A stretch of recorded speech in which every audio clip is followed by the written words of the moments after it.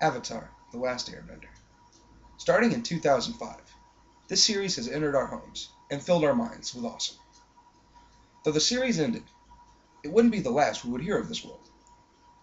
5 years after the franchise's debut, a live-action movie is released. Surely, The Last Airbender would succeed where the preceding Avatar toy line and video games had failed, and gain the praise of the fans. Sadly, this is not the case. The film came in tow with numerous surprises. Most notably is its director, M. Night Shyamalan. What a twist!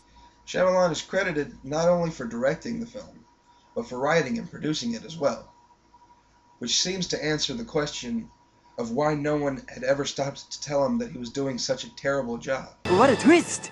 The fight scenes are so ridiculous in this movie that they will have you laughing at how bad they are. 1, 2, 3, bang! For a movie based on Avatar: The Last Airbender, there's hardly any bending, presumably to cut down the cost of CGI. In the TV show, when they attempted to bend, the elements would flow with their bodies. This movie has characters flailing around for 45 seconds before anything starts to move. That the firebenders in this movie are utterly useless. Because for some reason, in this movie, firebenders are unable to materialize fire. There has to be a source somewhere, like a campfire or a lit torch. Otherwise, they are entirely useless. Now let me actually talk about the cast for a minute. And if I pronounce any of their names wrong, I don't care. I absolutely can't stand this cast. I hate them all, bar from a couple of exceptions that I will get into later, but they are all absolutely dreadful. For some reason, Shyamalan set out to create a cast of nothing but first-time actors and others, but no one's ever heard of anything that they've done.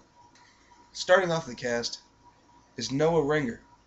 His portrayal of the Avatar is absolutely dreadful.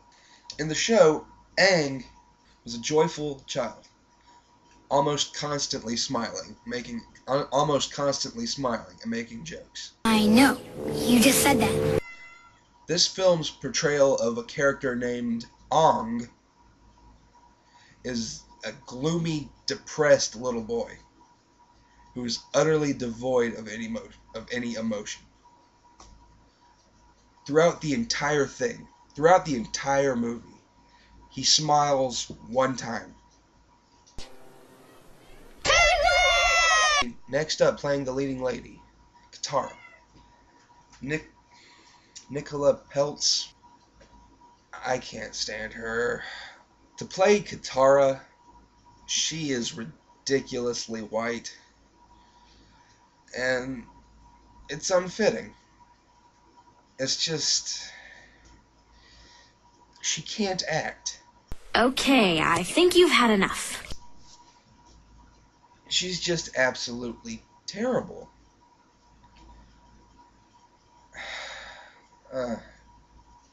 She has no emotion. I'm completely calm! When you think of Katara's brother, fans will think of a character named Sokka. This character does not exist in this movie. You're kidding, right? Instead, there is someone by the name of Sokka. He's kidding, right? He's played by, I don't know about his name for sure again, so don't, kill me on this.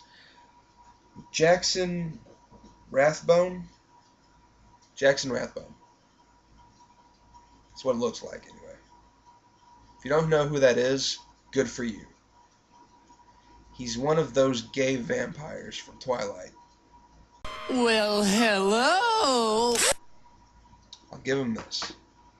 He is the only character that showed any emotion at all in this movie.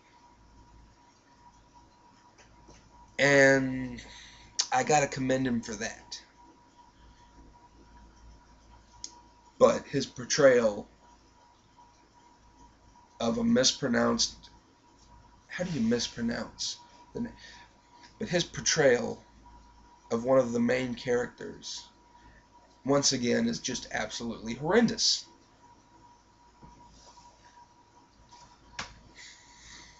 Next up, Dev Patel, Prince Zuko.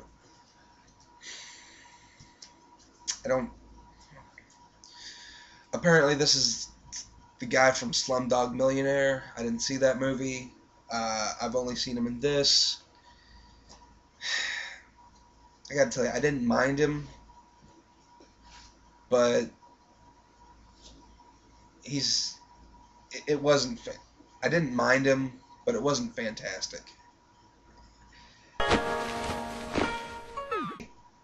The problem I have with him, though, is that before each one of his lines, he will always look down and then back up in about 10 seconds. Just, the show is fantastic. And he just, it's like he tried to make a movie of of Avatar: The Last Airbender episode, The Ember Island Players. And if that's what he was trying to do, then he still failed. The Ember Island Players is still better than what he did. So, like, this guy must not know anything about Avatar: The Last Airbender at all. What I think happened is that he doesn't know anything, you know. He's like, well, we got to make like a 2-hour movie. Stuff's got to get cut. I don't know enough about it to decide what isn't as important as other things. So what I have here is a list of all the characters and a list of all the storylines. And we're going to put those on a dartboard. And I'm going to throw random darts at it. And whatever the dart hits, that's what I take out.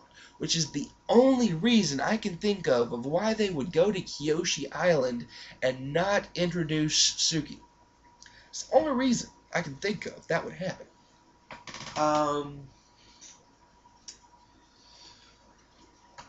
It's just like, my other theory is that Shyamalan absolutely hates Avatar.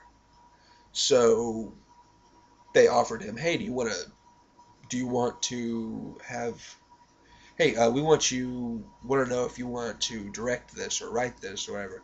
And he's just like, my evil plan has come to fruition. I get to ruin Avatar. And he succeeded, and no one was able to stop him. Just get a new director, get a new writer, get a new cast.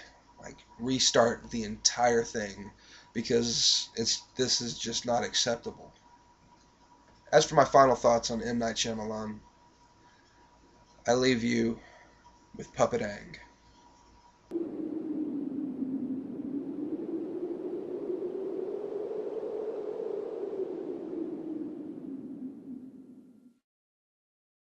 It's too late to apologize. It's too late. I said it's too late to apologize. Who wrote this junk?